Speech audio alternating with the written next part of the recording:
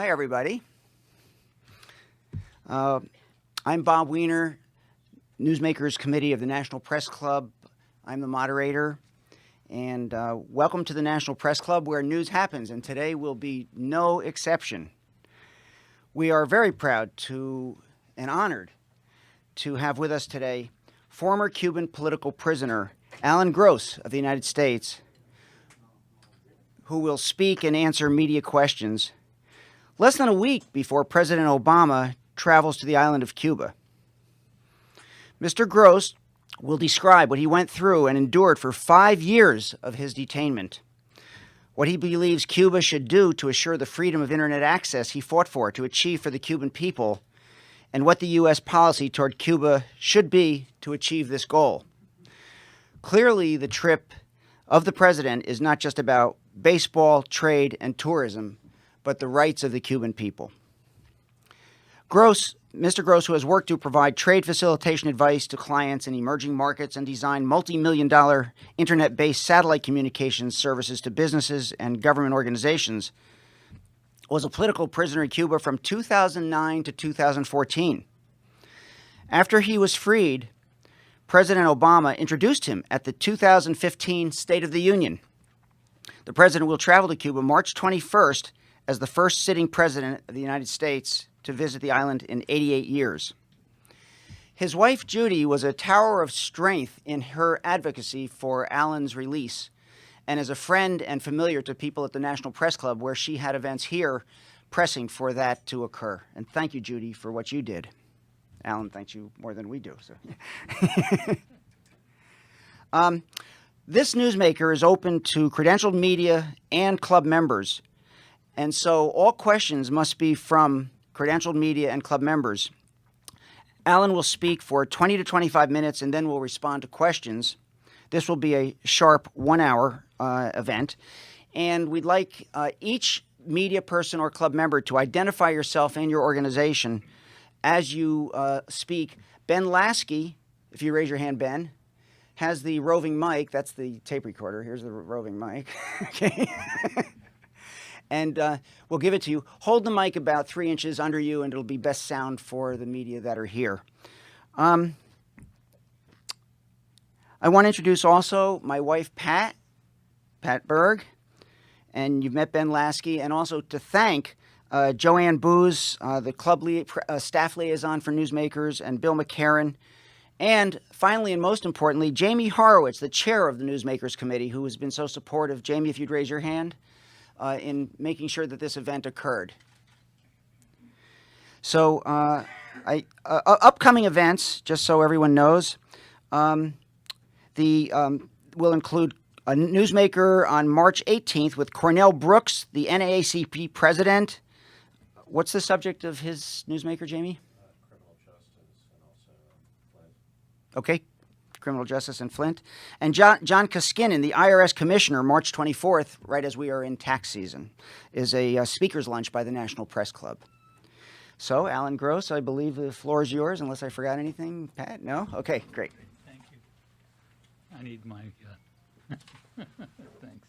By the way, on Alan's resume, he's been to 54 countries, from Afghanistan to Zimbabwe. It's quite an impressive background that he has. I'm glad I wore a tie this morning. Thank you so much for inviting me here this morning, and I appreciate the opportunity to speak with you, and I look forward to our Q&A. Since most of you are pretty familiar with my recent history, I'll talk only briefly about my time in Cuba, coming home, and 3 epiphanies that I've had, and then I'll speak a little bit about President Obama's upcoming trip to Cuba. Essentially, I was contracted to develop a pilot project in 3 different communities in Cuba to establish broadband internet connectivity. That's it. If it was part of a larger project, which it was, unfortunately for me, I was not privy to any details about the larger project. On December 3rd, 2009, the night before I was supposed to go home and have a nice dinner with my wife, I heard loud banging at my door, at my hotel room door, and that's when I was arrested. I ended up in detention, in arbitrary detention, according to the Working Group on Arbitrary Detention from the United Nations. I ended up spending 5 years there. The first year I wrote a song called No Tengo Nada, which means I have nothing. And the reason I chose that title is because I absolutely had nothing. I had no television, no newspapers, no books. I wasn't allowed to have paper and pen, so I couldn't write. I even had my dental floss was confiscated. I had nothing for the first year. I was in the cell just about 24/7. I saw maybe 20 minutes of sunlight the first year.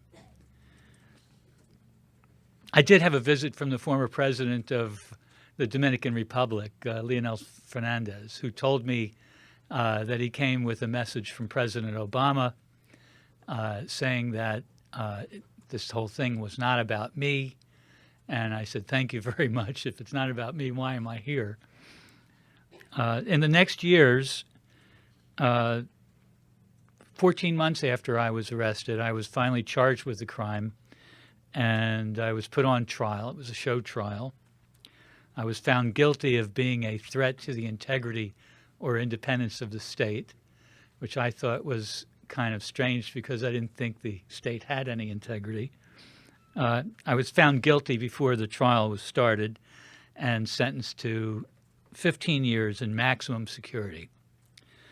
I started receiving visits. My wife was fortunate to be allowed to visit me on average about every 7 months. In those first 4 years, it increased towards the end. I was visited by numerous U.S. elected officials from both sides of Congress and both sides of the aisle. I was visited by former President Jimmy Carter and his wife Rosalind, and President Carter told me that the night before our visit, he had met with President Raul Castro, who told him, Jimmy, I know that Alan's not a spy. And President Carter said, well, Raul, I have my plane with me. Why don't you let me take him home? And President Castro said, if I do that, Jimmy, they'll run me out of town on a rail. I don't think that sounds like a person who has total control of his government. And last year, I had what I would call a number of salami visits. People would come and visit me and bring salami, and I started gaining weight, which was a good thing because I had lost 110 pounds. I lost 70 pounds the first year. The nutrition in prison in Cuba was really horrible. It was really horrible. I developed some vitamin deficiencies that affected my joints, affected my teeth. I had broken 5 teeth. In the last year and a half of my arbitrary detention, my 2 cellmates and I lost a total of 9 teeth. So it wasn't only me, it was my Cuban cellmates as well who had experienced vitamin deficiencies from poor nutrition.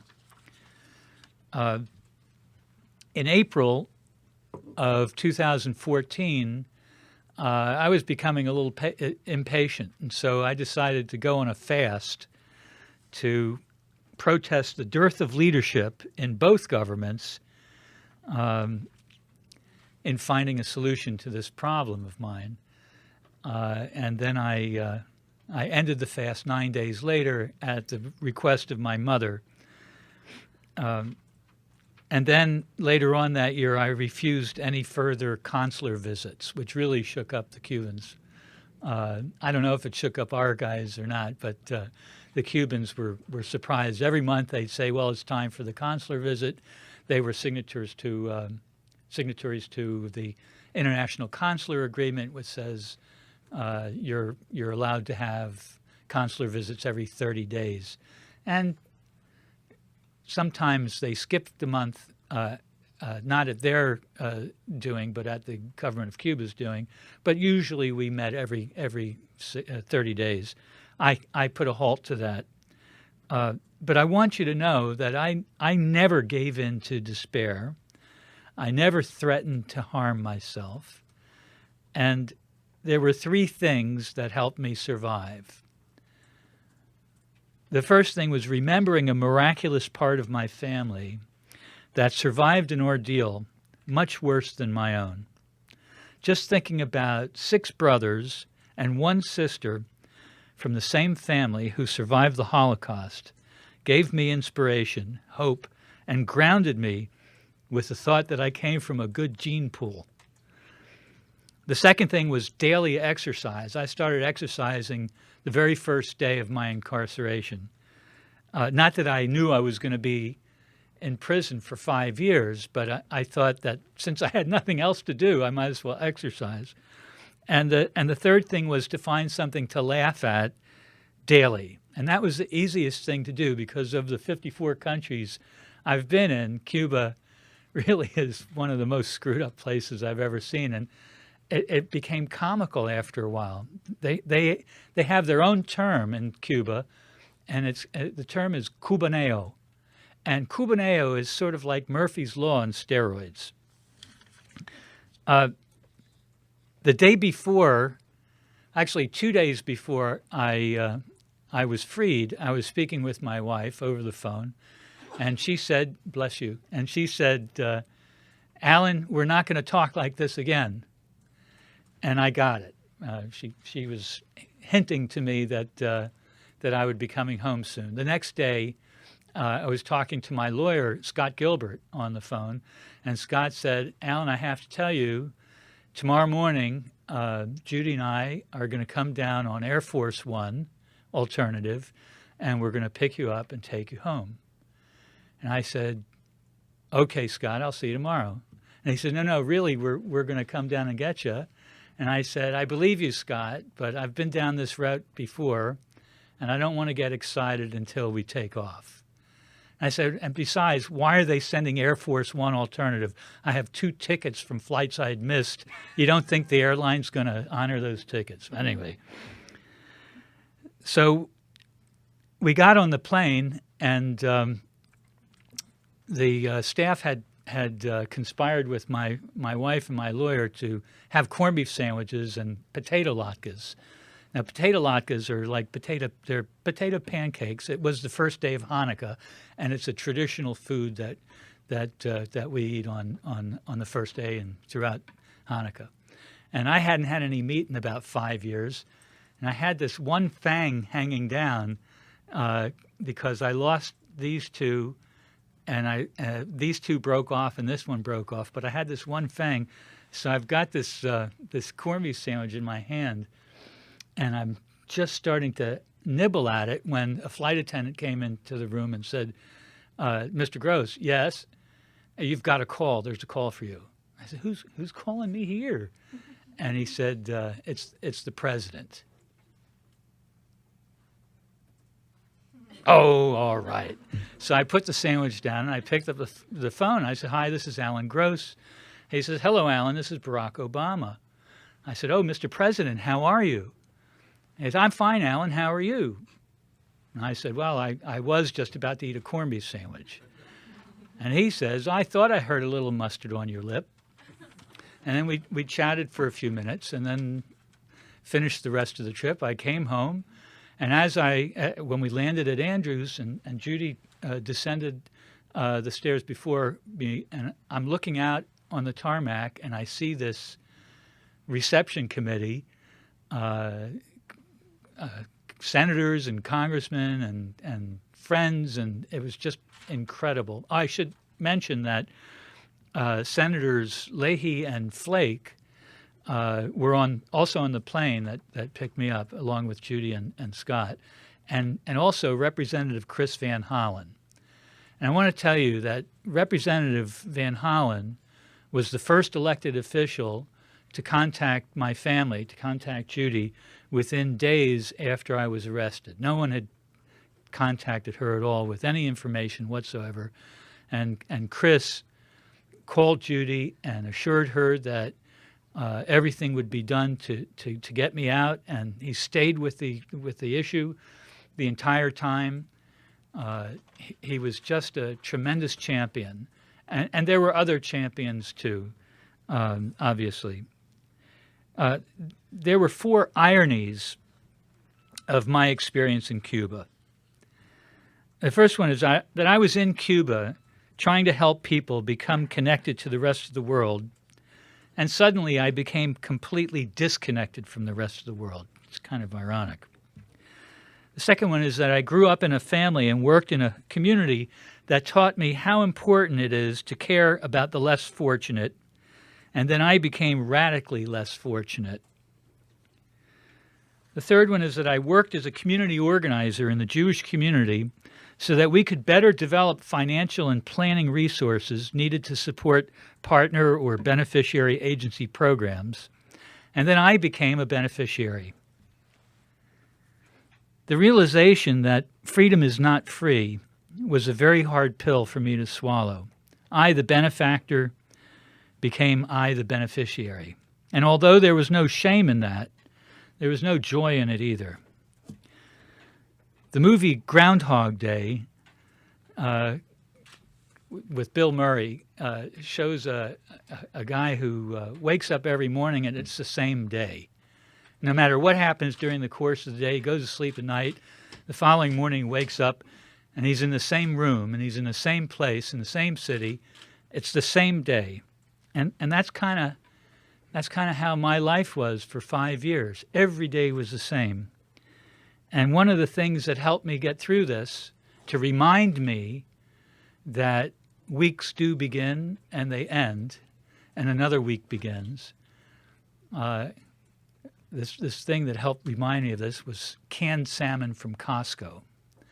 And when I started receiving canned salmon from Costco, it's Atlantic salmon, which is kind of funny because it was farmed in Chile, and Chile is not on the Atlantic, it's on the Pacific. But this canned salmon from Costco is beautiful. There's no skin, no bones, and it's got this flip-top lid that you could use to slice tomatoes, which is convenient if you're in prison. You don't have to ask for a knife. So I started accumulating these cans of salmon from Costco, and I would share them with my cellmates. As my cellmates shared everything with me, I shared everything with them. But one day, we only had these cans of salmon on Friday nights. And one day, one of my cellmates came up to me and said, Alan, how come we have all the salmon here? And don't get me wrong, we appreciate it, but how come we only have the salmon on Friday night? And my answer was simple. In my community, we need something to mark the end of one week and the beginning of the other, and the beginning of the next week. And in between the two, we need a timeout. And that's what we call Sabbath. That's what we call Shabbat. And that's why we have canned salmon on Friday night, to mark the end of one week and the beginning of another. And he said, "Oh, American night." I said, no, we call it Sabbath, Shabbat. And he told me that he was an atheist. And I said, well, to each his own. And he said, well, you must know that the reason I'm an atheist is because growing up in Cuba, if you were Catholic, you weren't allowed to go to university. And I wanted to go to university, so I became an atheist. Thank God I'm an atheist. So since I've been home, a lot of strange things have been happening. People would come up to me on the street, they'd tap me on the shoulder, welcome home. It happened this morning on the metro coming down. Thank you for your service. You can't imagine how hard I worked to get you out, how hard I prayed to get you out. And this happened periodically. And I waited 17 hours before I got this iPhone, because the iPhones had just come out before I went to Cuba. And I was still using my BlackBerry, which the government of Cuba confiscated and didn't return to me. But then people started coming up to me and said, welcome home, and can I have a selfie? And I didn't know what a selfie was, but after a few clicks, I caught on. I'd been kept in the dark for most of my 5 years in Cuba, and I didn't quite understand why there was all that interest in me from people that I either hardly knew or didn't know at all, strangers coming up to me on the street. The reality is that I probably wouldn't be standing before you today were it not for the incredible efforts of my wife and my lawyer, Scott Gilbert, who developed and implemented a very successful strategy. My wife kept my name in the media among you. I probably wouldn't be here today if it weren't for some extraordinary efforts by some tenacious members of Congress and their staff at the Justice Department, State Department, NSC, who pushed and shepherded and pushed some more. Interventions from His Holiness the Pope, calls to the White House by labor leaders such as Jimmy Hoffa, the son, not the dead guy, and the final decision to bring me home that was finally made in the only office where such a decision could be made, the Oval Office. But that decision was 5 years in the making.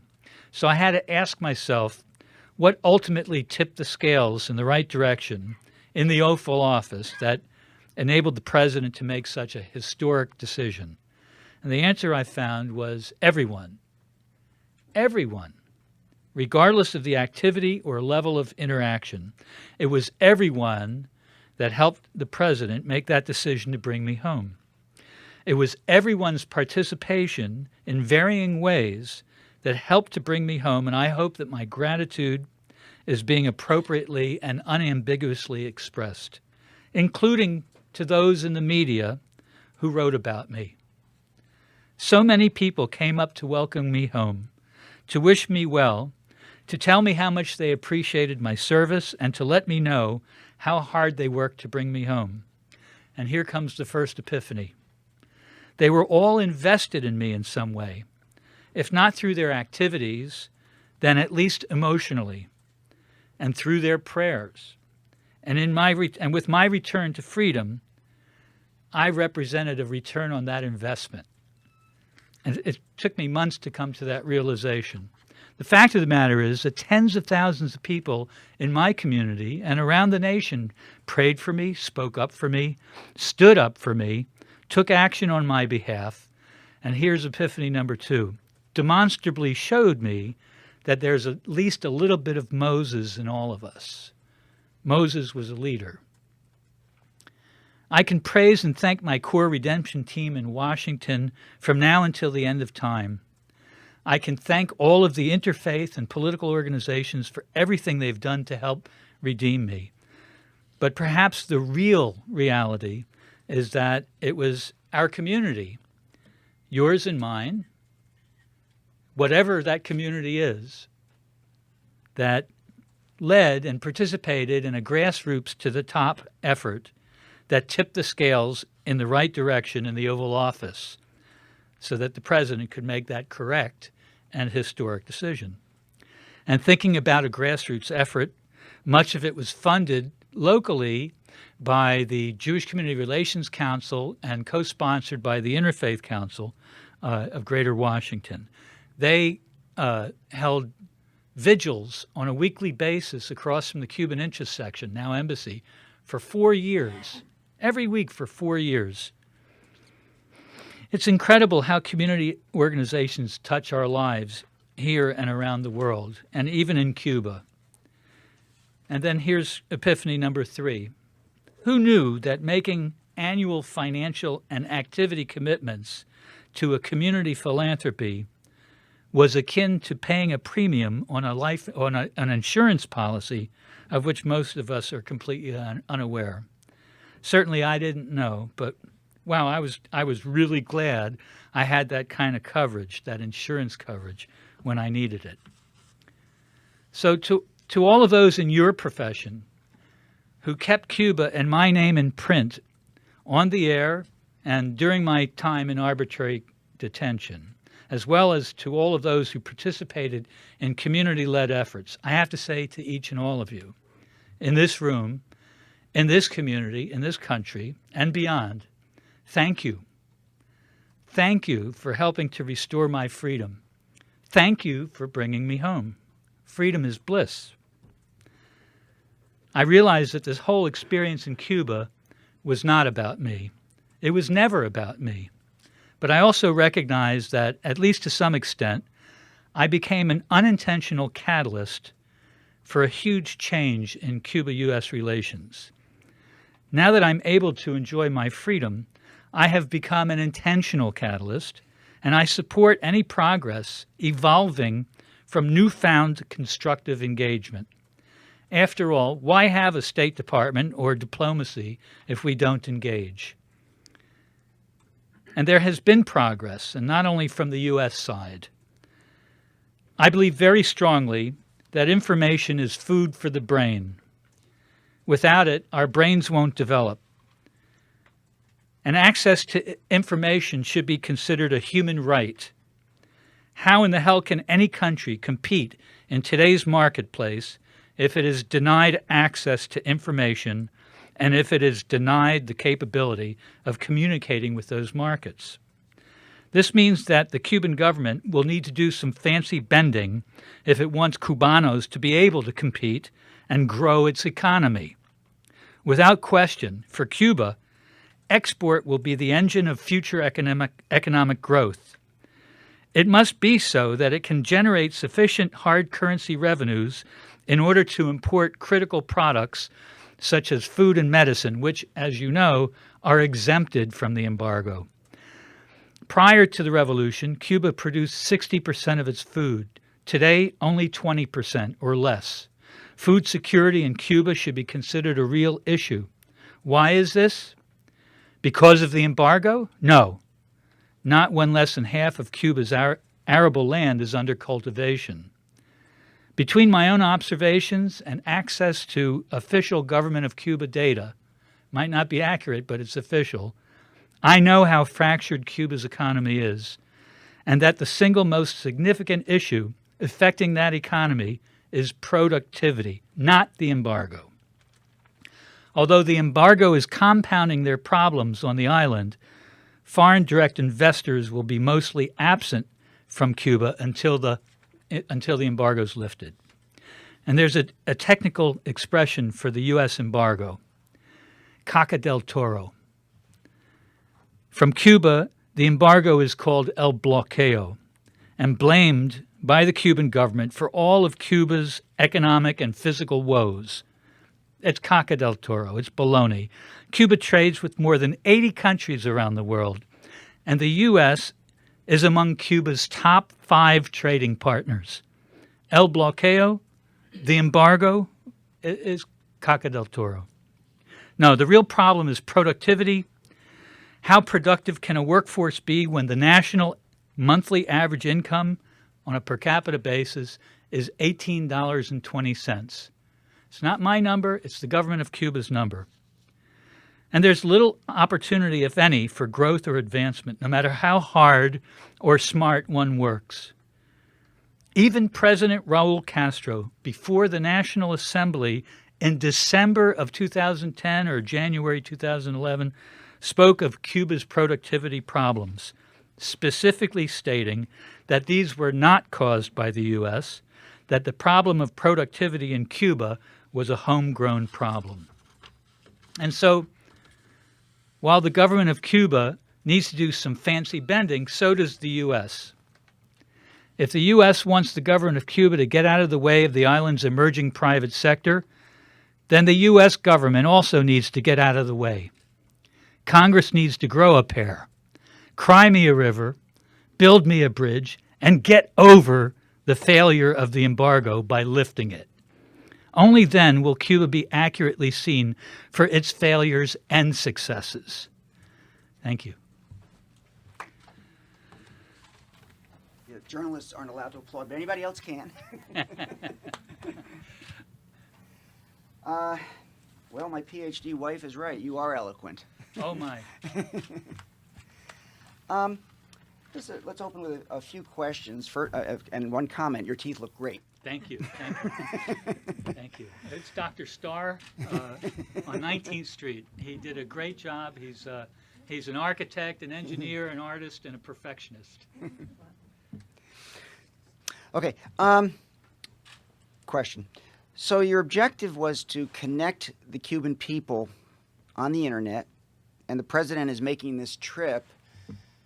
Obviously, he is talking about baseball. He's going to see the Tampa Rays games and business and the economy and business and trade and all of that. What can he do on this trip to meet the objectives that you tried to achieve? And has there been any progress in terms of internet connection and full information flow so that knowledge is power, as you've tried to get done in Cuba? I didn't say knowledge was power. That's what the government of Cuba says, and that's why they're afraid to allow people to have access to it. I said information is food for the brain, and without it, we can't develop. But there has been progress. When I was arrested, access to the internet by Cubanos was illegal.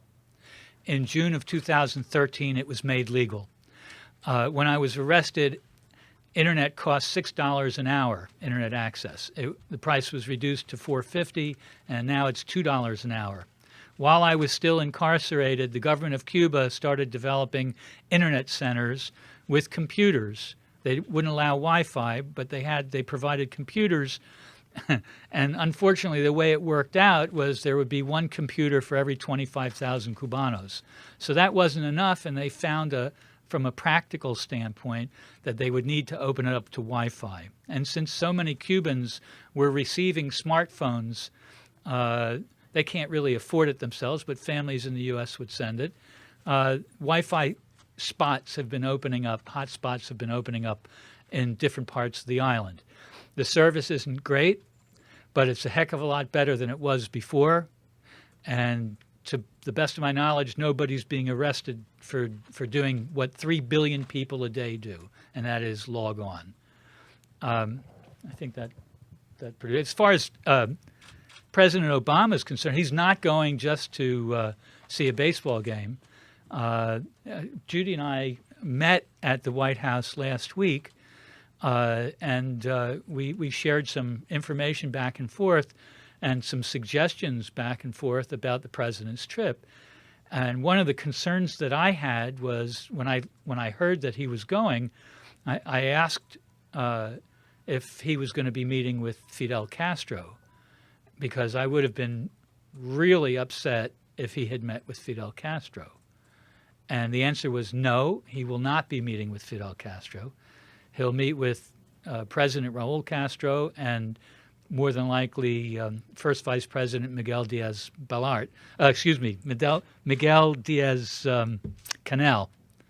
who's the designated president after Raul retires in 2018. So, are you happy? I want to get clear. You say there are more hot spots, that they're not being arrested, but is everything being done that you wanted done to build the full flow of internet connectivity in Cuba? No, not at all. I think that whether it's $6 an hour, $4.50, or $2 an hour, if the average income is $18.20, it's out of sight. Just like the export branded tobacco, cigars are out of reach for most Cubanos, for almost all Cubanos.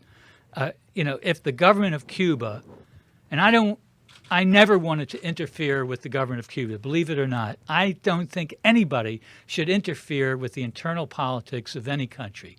And this is an internal situation, and the 11.3 million people need to put their voices together and say, bastante, enough.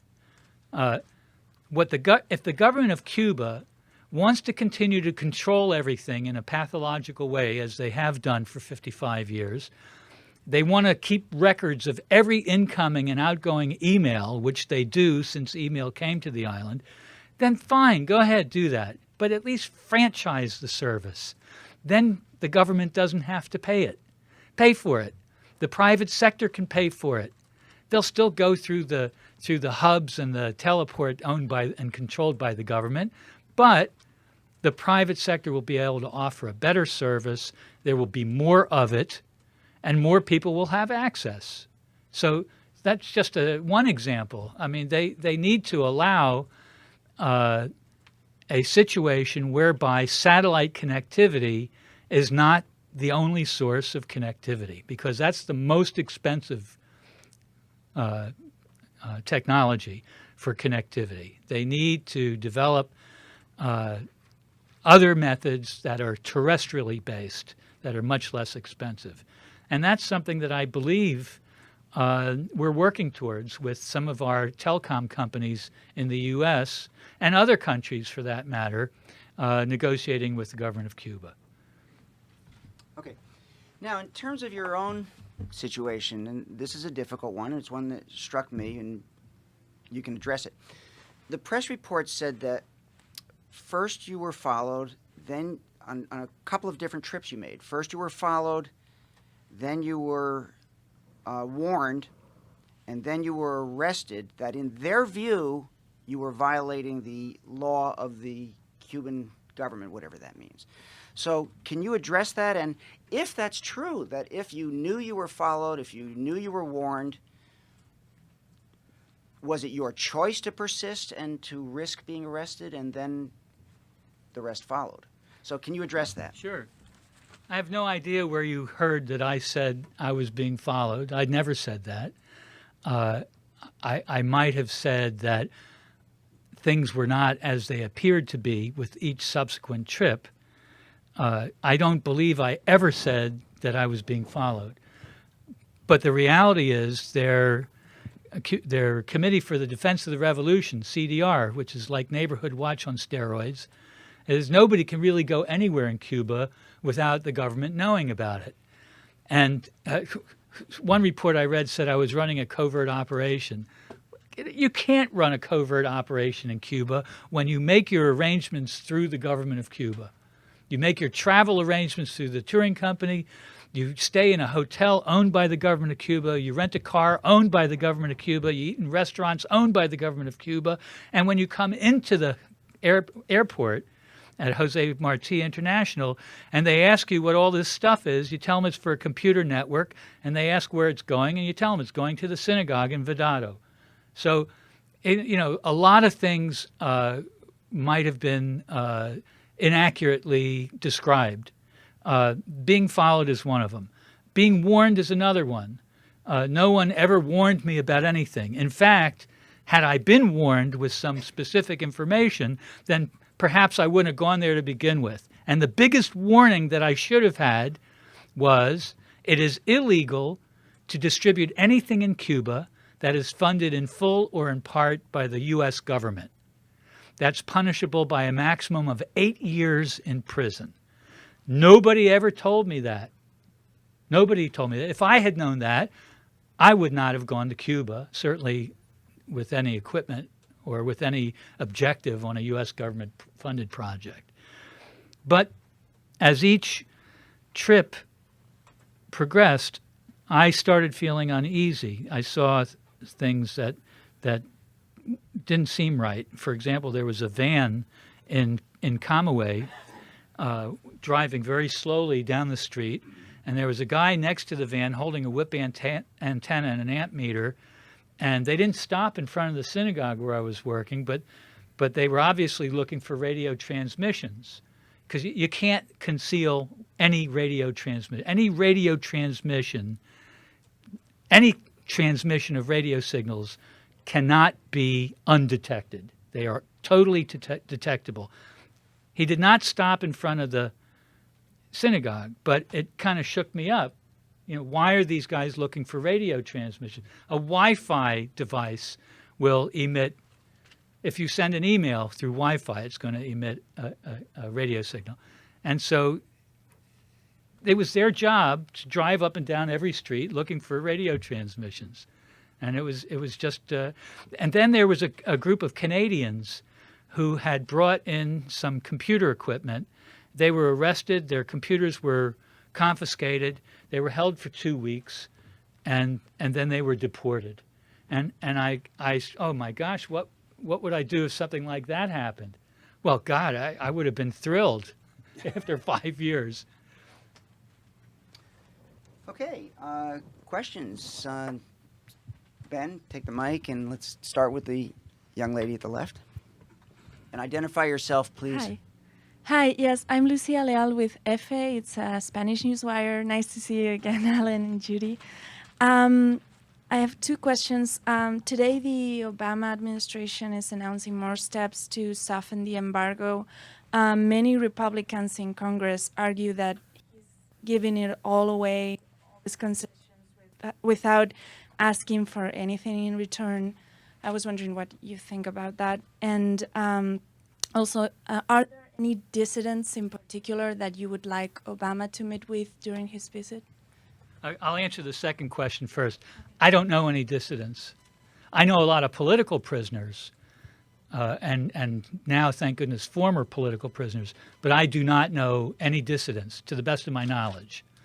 As far as getting something in return, I want to talk about, for 2 seconds, 2 minutes maybe, President Obama's first term, and I believe it was in the first year of his first term. Salud. In the first year of his first term, he eased some restrictions on remittances to Cuba by executive order. And then, not long after that, the government of Cuba eased restrictions on the private sector. And then, not long after that, lo and behold, remittances increased. And then, not long after that, the government of Cuba further eased some restrictions on the private sector by allowing non-family employment. Previously, if you had a private company, if you owned a company, you couldn't hire and pay non-family members. Now you can. And so now, more than 11% of Cuba's workforce works in the private sector. If there's not a correlation between my thumb and my pinky, between easing restrictions on remittances and the 11% that works in the private sector now, then my name is not Alan Gross. But my name is Alan Gross, and the government of Cuba has made some very significant, meaningful changes on the island, and I wish you guys would report it. Well, do you want to go into detail on the changes, or Well, you already spelled them out? the easing of restrictions on the private sector is a very practical matter. The government of Cuba has been running a budget deficit for a gazillion years. They employ too many people in the public sector, and Raul Castro wanted to move workers off of government payroll into something else. Well, what else could he move them into if there's no private sector? So he convinced his colleagues to create a business environment that was slightly more conducive to private sector development. So there exists now what I would call a legal but fledgling private sector evolving. Now, of the 11% of the workforce who works in the private sector, most of them make more than the national monthly per capita wage, and all of them are no longer dependent on the government of Cuba for their livelihoods. Isn't that what our hardliners want? Isn't that what we want through our legislation that was antiquated? We want the people of Cuba to be independent of the government. Now, when it comes to employment, 11% of the population are. That's a significant change on the ground. I wish you'd report on it. Well, that's one way of happening, is what you're saying today. More questions? Okay. I already okay. have the mic. Well, Ben, we got a call on the people. Okay, so go ahead and do it, and then we'll go to you. So my name is Veronica Valderas Iglesias. I heard you spoke some words in Spanish, so I'm wondering if I can make the question in Spanish. Oh, por favor, no. All right. All right. So I'm wondering, is this, in your view, the right time for President Obama to travel to Cuba, and what would be the most important benefit for the U.S. and for the people of Cuba when he does travel? Okay, I want to clarify one thing. Hablo en español poco más ahora que antes, pero todavía no bastante. Gracias. I speak a little bit more Spanish than I did before, which was zip, but still not enough. I think that President Obama's trip is very timely. He does not have much time left in office, and I think he is viewing this as an opportunity to manage the risk of his legacy. I think Cuba will be a legacy item for the president. And I think that the president rightly will be discussing issues of human rights and, at the very least, abuses of power. I think the government of Cuba is, pardon the expression, grossly guilty of abuses of power, as they have been the entire time of Cuba's independence. And just as the United States has been somewhat abusive in its behavior towards Cuba since Cuba's independence, I think it's time to make a break from the past and work on a new leaf. Normalization is not going to occur for many years. But, all it took was a single step. What they say, a journey of 1,000 miles begins with but a single step. And we've taken more than a single step, not only in the United States, but in Cuba too.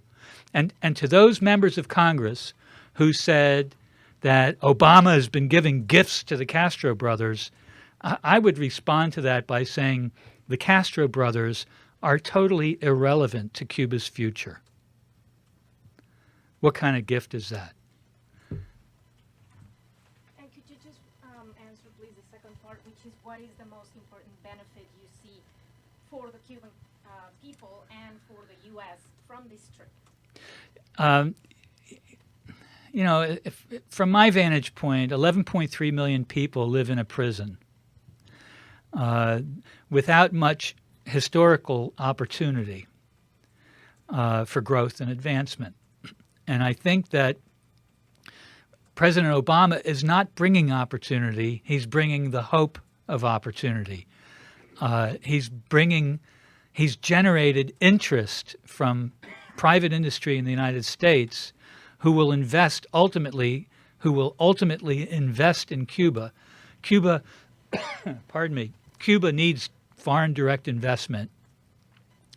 There will be no substantial foreign direct investment until the embargo is lifted. So our Congress really needs to grow a pair and decide to get out of the way. There's 11% of the workforce in the private sector. It should be 90%.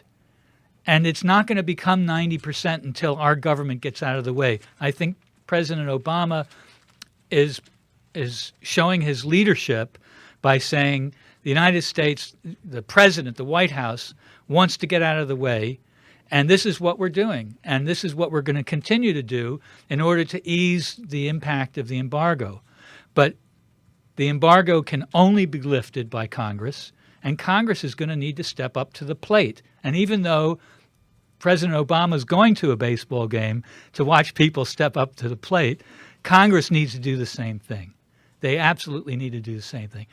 President Obama is showing that he's a leader, that he's courageous, and I take my hat off to him. I really do. He could have brought me home sooner, perhaps.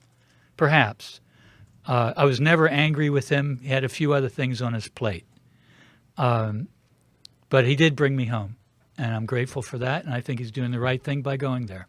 Gracias. Thank you, Donata. Okay, now we're going to go over there, Jamie. Ben. I'm Robin Gradison from ABC News. Have you thought about returning to Cuba? I'm speaking around the country, and inevitably somebody asks me that, and before they have a chance to finish asking the question, in a heartbeat, I respond. In a heartbeat. I would return to Cuba in a heartbeat, and I'd go back mainly so that my wife and I can enjoy Cuba a little bit, and I can introduce my wife to some of the people that I lived with for 5 years, and their families who are now my family. And I've never seen a Cuban beach. I've never been to Pinar del Rio. I've never gone west. I've only gone east. And I think it would be a very symbolic move for both governments, because I could represent the past and the future regarding our relationship. And I really would like to do that. Are the Cubans resistant to that? What did they think of your 60 Minutes interview? I think the Cuban government has fear in its DNA. I've sent 2 emails to the embassy. I've not yet received a response. It's their MO not to respond, not to be responsive. I think someday they will be. It might be no, but I'm hoping it'll be yes. I've worked in export and investment development for the better part of my career in 54 countries, and there's something that I have to bring to the island. And it would be in everyone's best interest to permit this. And then if they don't like what I'm doing, they can always rearrest me. But I don't think they should do that. Did they respond to your 60 interview? No, not to me. I mean, but Well, they didn't send any word through the grapevine. I'm sure they probably weren't happy when I said they threatened to hang me. Did they? Yes. Yes. But they didn't hang me. No, they didn't hang me. noticed that. They just threatened to. Well, what else did they do? I mean, so their torture tactics, kind of. What else did they do that was despicable like that? The first year was a year of sensory deprivation. I lost 70 pounds the first year, not because I exercised so much, but because the food was really bad. The food moved. There were critters in the food. For a hospital, this was a hospital infested with ants, hormigas, and cockroaches, cucarachas, and an occasional raton, an occasional rodent visited us. And it wasn't very appetizing, frankly, and the quantity wasn't all that great. Combine that with the lack of any mental stimulation whatsoever and very bright fluorescent lights on 24/7, and you have a year of sensory deprivation. It was not a fun year. After that, it became obvious to me, based on recycled cellmates, they moved them in and out, that my treatment really was in some ways better than Cuban prisoners in other prisons. The only thing that was bad, not the only thing, but the worst part of my imprisonment was the isolation. They served our meals in the cell. We never got to go out much at all. And in fact, one of my former cellmates, who's now free and living in Florida, was with me for a year, and he said, look, if you're not going to release me, send me back to my prison where I had, not free reign, but I could go out and I had friends and, I could interact with people on a social basis. And they said, okay, you want to go back to prison? Fine. And they sent him back to prison. Not the prison he came from, though. They sent him to a different one. So we need to remember that they're very, very punitive in the government of Cuba, just as some members of Congress have been by maintaining our embargoes. So there was no reading or writing or Or arithmetic. no news at all. I did receive news. I started receiving news on a monthly basis when the interest section, now embassy, would come and visit me. And by the way, I need to clarify something. I don't mean to leave the impression that they were lousy. The folks at the now embassy, former U.S. interest section, were wonderful to me. On a personal basis, they were absolutely wonderful. I had a bank account with them. They bought food, vegetables, mainly vegetables. Every month they brought reading material. They eventually, with permission, put me on their lending library list. One of them used to be a physics teacher. I ended up reading a lot of physics books. One of them was a pilot, so I would get Pilot magazine. And then I started receiving news from home, books, and my favorite, The Economist, which was a really good way of finding out what's going on in the world. Anytime I had visitors, they would bring newspapers and magazines. One time, Senators Tester, Heitkamp, and Sanders came to visit me on the same day, and they each brought the exact same periodicals. I had 3 copies of everything. That's fine. That's fine.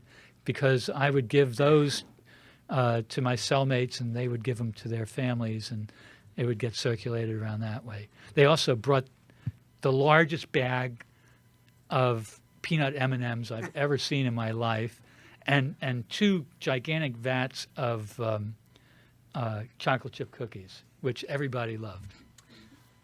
Why'd you cancel the consular visits, the monthly visits? Well, again, I wanted to do whatever I could to put pressure on the government, on both governments. I did not try to treat the government of Cuba any differently from the government of the United States. I was angry at both governments. I thought that my victimhood was, I was a prisoner of both governments, very simply put. And in that last year, I was becoming impatient. And part of our strategy was to keep the pressure on. So I started it with the fast, with a 9-day hunger strike that my lawyer and my wife knew nothing about. And as my wife has reminded me several times, she was really kind of upset about it. But I didn't want to involve anybody in that decision, in that discussion, because they would have tried to talk me out of it. I think it produced the results that I was looking for. It brought attention to my plight, and it raised the level of pressure on the government, just as not seeing anybody from the interest section. Chairman Jamie Horowitz had a question about your high school. That's a good one. Go ahead. Thanks. Well, mine is sort of a personal question. So many kids come to Washington this time of year, but my son's a student a few blocks from here, a couple blocks from the White House, and his D.C. public school is going to be heading to Cuba shortly after the president's there. What advice do you have for kids that are going to Cuba now? Don't drink the water. Enjoy it. It's a beautiful country. The people are fantastic. I always felt it was the safest country that I'd ever been to. As a parent, you'd probably like to hear that. I had no fear of being accosted or robbed. Of course, I had no fear of being arrested either, but that didn't work out real well. But I think it's a really fantastic place to see what happens in a different system, and to really look at the former grandeur of that country and how it can come back to life. And the music is great, and the art is great. Food's not so great. And you wouldn't counsel the kids at all to be aware of the human rights problems that are going on in Cuba? Well, it's kind of hard to see if you're not tuned into it. Abuse of power is really the main thing that was easy for me to see. And people told me, my cellmates told me, one cellmate told me his hands were handcuffed together and they beat him with a club and they broke his arm. That's not something that people, well, now they have smartphones so they could record it. But there weren't a lot of smartphones in Cuba, where they could video record stuff going on. Any kind of demonstration, any kind of gathering, traditionally, historically, has been taboo. If one went to the beach in Cuba after a certain time of the day in the afternoon, they might be arrested because the government feared they were trying to escape Cuba. I don't think that exists anymore. I think things have changed. But I think what was noticeable to me was the absence of baby carriages. And when there's an absence of baby carriages, that usually means there's an absence of babies, which usually means that people don't want to raise kids in that environment. And I think Cuba has one of the lowest birth rates in the world today. And with longevity being greater than in the United States, Cuba's got an aging population. Combine that with the thought that at least 70, 80,000 people are leaving every year, legally or otherwise. I think Cuba's got some demographic issues they're going to have to deal with, and that's observable. You can see more elderly people than young people. Well, that brings up a touchy question. Do you think the longevity is because of their healthcare system?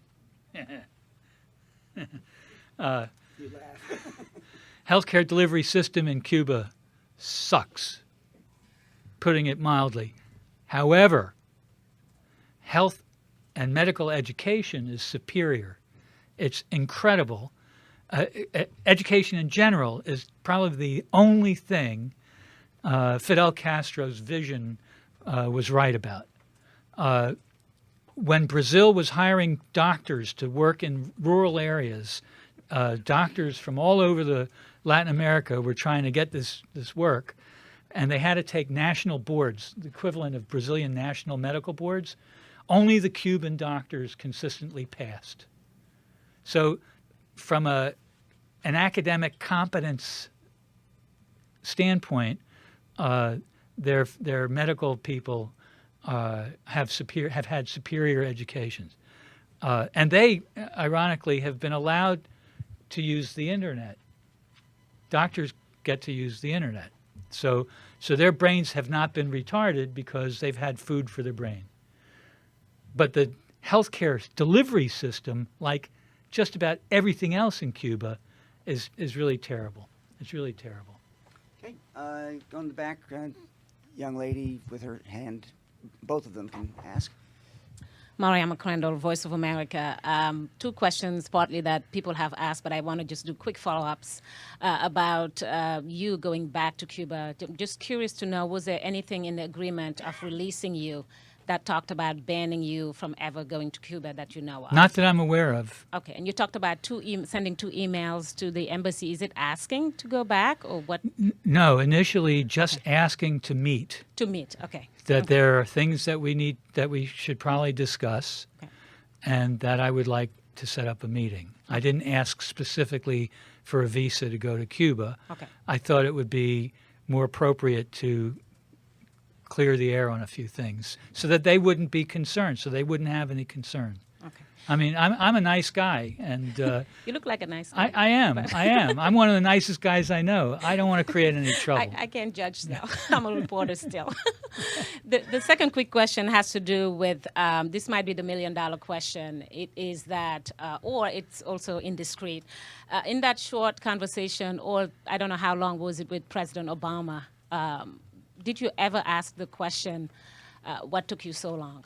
If it's not with President Obama, with give me $1 other million members of and I'll Congress. tell you. No, I didn't. After the State of the Union, there were some photo ops, and so we went to have our pictures taken, and Judy said something to the effect, "Thank you for bringing my husband home," and he said, "I'm sorry it took so long. I would have rather he come home sooner," and then I said, "Better late than never." Last question. What was the first thing you did when you got home? Sorry. Give me Besides another $1 kissing million. your wife and spending a lot of time, but what was the first thing actually you did when you got home? My lawyer and his wife came over to our apartment. We had Thai food. And the next day I went out and I got my iPhone and a MacBook Pro. And that kept me busy for a while. You know, and also, isn't a fair point that it takes 2 to tango? The State Department may have been trying very hard, but they also had to get through the Cuban government in terms of releasing you. The club just celebrated the return of Jason Rezvaian, and he was there for an awful long time in Iran. So people try. Well, let me say something. After the elections, I'm going to try to find a champion in the Senate and a champion in the House who will look at the foreign exclusion clause that got my suit against the U.S. government thrown out of court. Essentially, this clause says,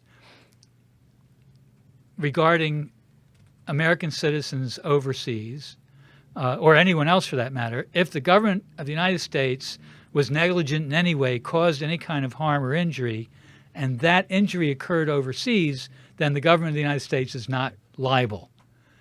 Well, that's crap. That's absolute crap. You said I could say crap. Absolutely. Say whatever you want. It's absolute crap. If General Motors was the party involved, they would be liable. If any other U.S. company or individual was involved, they'd be liable. Why isn't the U.S. government liable? And so I would say regarding U.S. citizens who are still being held overseas unjustly, if the government of the United States had liability, I think they would come home sooner. I think they'd come home much sooner. They certainly wouldn't come home later. And that's a bad clause. That's an unfair clause. My wife suffered from injury. Her injury wasn't overseas. And so, we had a lot of expenses associated with my redemption. The government of the United States didn't pay for any of that. I had, I like Dr. Starr, but, he's got to make a living too. And I had to pay for that, so it's not fair. It's just not the American way. We got to get rid of that clause. So that's a little bit of news to me. You did not get any coverage for all your medical expenses when you got back? From the U.S. government? Not a penny, not a dime. Not a dime. Oh, and by the way, I'm not a CIA agent. I was not arrested at the airport. My mother did not give birth to me in 3 different cities, and a few other things too. I did not get any compensation from the U.S. government. Period. Now, Despite what you might have read, were you part of USAID? I was a subcontractor to Development Alternatives, who was the prime contractor on a U.S. government, USAID funded project. So that doesn't give you the tie that you needed for U.S. government reimbursement for expenses. Frankly, I don't know for sure. You'd have to ask my lawyer about that. I really don't know the details of it. I know we sued DAI. DAI settled. It was an amicable settlement. I can't discuss the details of it. Use your imagination. We sued the government. It was thrown out. We appealed. The initial decision was upheld. We went to the Supreme Court of the United States. They wouldn't hear the case. Now they're short-staffed. Okay, we'll take one more question and then we need to conclude. Who has not asked one that wants to? And We'll she's take got the mic. You have asked already? I have not. Okay, so we'll do you and then we'll do you in the back and that'll be it. Okay, go ahead. Okay, hi, Nicole Watson from the Latin America Advisor. You mentioned earlier that a lack of productivity was one of the main things that's holding Cuba back, and I was wondering if you could expand upon that a little bit, and maybe if you have any suggestions for how the Cuban government could improve upon that situation. Well, there was a joke out of the Soviet Union regarding government and workers, and the workers would say they pretend to pay us and we pretend to work, and that's pretty much how life is in Cuba. Not everybody. I'm not condemning all workers in Cuba, but for the most part, how productive will a workforce be when their monthly income is $18.20. And no matter what they do, no matter how hard they work, no matter how smart they work, they don't get a promotion. They can't advance. There's no opportunity. So where's the incentive? There's no incentive. And even the private farms who do supply the government, prices are fixed for them, and then the government doesn't pay them on time. So where's the incentive to produce? If there was no embargo, and the U.S. market would open up to them, we could import $6 or $7 billion or more, who knows, a year from Cuba. And by the way, it's in our interest. It's in our interest in the U.S. to lift the embargo, because there would be a generation of about 33,000 new jobs in the U.S. just from our business in Cuba. Just from our business in Cuba over the last 5 years, 5,556 jobs have been created. So what's wrong with that? There's nothing wrong with that. The worker in Cuba, once there's foreign investment, will hopefully be allowed to be paid by the foreign investor. Right now, he or she can only be paid by the government. Once they change that, that's a non-starter as far as foreign investment laws go. Once that's changed and we get rid of the embargo, then the workers will be incentivized to produce. Okay. And finally, in the back. Yeah, Claude Porcela, Radio France International. A personal question, Alan. Welcome back first. And you don't look bitter at all. You sound very optimistic. I'd like to ask you, how is the new Alan Gross after the experience you have been through, and how do you think it has changed you? Would you behave the same way if you had not gone for 5 years in a Cuban jail? Well, my wife says that thank you for your question. My wife says that I whistle a lot in a very irritating way these days. I'm a happy camper. I mean, I'm free. I am free. Aside from being home with my family and my friends and my community, I can walk for extended distances in a straight line. I don't have to walk around in circles anymore. And I do. I walk 4 to 6 miles a day. Every time somebody wants to take my picture, I'm happy to show the work that Dr. Starr did. I mean, I'm a happy guy. Is that different from the way I was before? I don't think so. I'm happier now. Am I bitter at all? Not at all. I went to a psychiatrist when I came home. People were concerned that I had that I would have a post-traumatic stress reaction of some sort. And so I went to a psychiatrist, and we sat down, and he said, "What can I do for you?" And I said, "Well, I was hoping you would tell me." Well, you could, and we were talking, and I said, "Well, people are concerned about PTSD," and he said the research shows that for victims of post-traumatic stress or of traumatic stress who are older tend not to have any kind of PTSD or psychotic episode, and that it's the younger victims of that type of injury that might be more prone to it. And so, after I recovered from him calling me an old fart, and thinking about this logically, I'll be 67 years old in a month and a half, and that's not a very long timeline, but 5 years out of that 67-year timeline is a short period of time. It doesn't make me. The other 62 years makes me. Alan Gross, thank you very much. Thank We you. are adjourned. Oh, thank you. Don't clap. Don't clap. You're journalists. You're right.